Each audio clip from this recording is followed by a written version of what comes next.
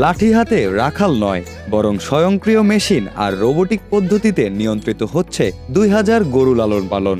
মুন্সিগঞ্জের লৌহজংয়ে গড়ে উঠেছে এশিয়ার অন্যতম আধুনিক খামার ডাচ ডেইরি লিমিটেড, যেখানে ঘাস কাটা থেকে শুরু করে দুধ দহন সবই হচ্ছে হাতের স্পর্শ ছাড়া। প্রযুক্তির এই অভাবনীয় ছোঁয়ায় যেন চোখের সামনে ফুটে উঠেছে ভবিষ্যতের খামার ব্যবস্থা। এই খামারে গরুর খাবার দেওয়ার প্রক্রিয়াটি যেন কোনো সায়েন্স ফিকশন মুভির দৃশ্য। মাঠ থেকে ঘাস কাটার পর তা সরাসরি চলে যায় টিএমআর মেশিনে। সেখান থেকে স্বয়ংক্রিয়ভাবে গ্রাইন্ডিং হয়ে রোবোটিক পদ্ধতিতে গরুর সামনে পরিবেশন করা হয়। ফলে মানুষের হাতের কোনো স্পর্শ ছাড়াই গরুগুলো নিরাপদ ও স্বাস্থ্যসম্মত খাবার পাচ্ছে।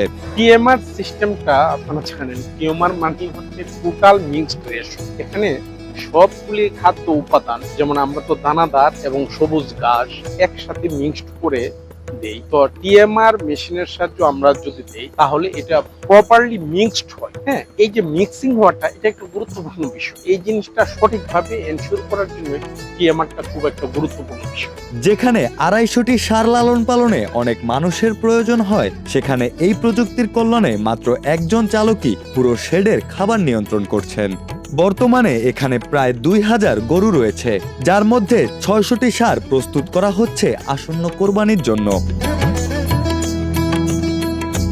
বাংলাদেশে এই প্রথম ব্যবহার করা হচ্ছে অত্যাধুনিক মিল্কিং পার্লার।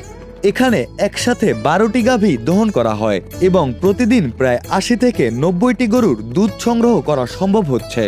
হাতে দহন করলে একটি গরুর জন্য প্রায় 10 মিনিট সময় লাগে, কিন্তু এখন মাত্র 8 মিনিটেই 12টি গরুর দুধ দহন করা সম্ভব হচ্ছে। এতে সময় ও শ্রম দুটি ব্যাপকভাবে সাশ্রয় হচ্ছে। দহনের আগে গরুর শরীর স্ক্যান করা হয়।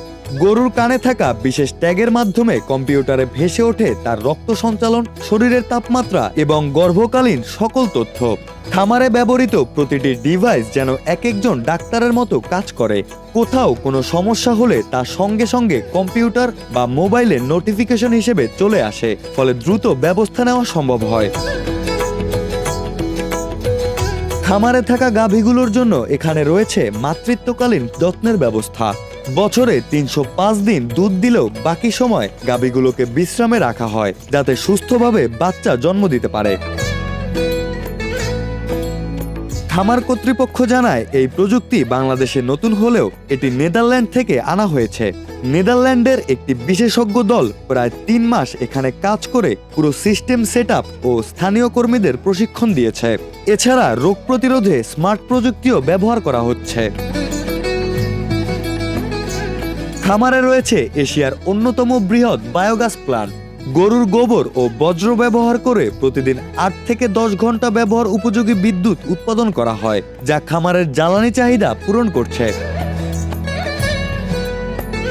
প্রতিদিন এই খামারে প্রয়োজন হয় প্রায় 40 টন সাইলেজ এবং 20 টন দানাদার খাবার।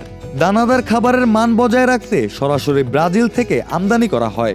এছাড়া পদ্মার চরে প্রায় 3000 একর জমিতে চাষ করা ভুট্টা খামারের কাঁচামাল হিসেবে ব্যবহৃত হচ্ছে। প্রযুক্তির এই ব্যবহার শুধু উৎপাদন বাড়াচ্ছে না, বরং খাদ্যের নিরাপত্তাও নিশ্চিত করছে। হাতের স্পর্শ না থাকায় দুধে কোনো ব্যাকটেরিয়া সংক্রমণের ঝুঁকি কমে যাচ্ছে, তেমনি গরুগুলোর স্বাস্থ্য ভালো থাকছে।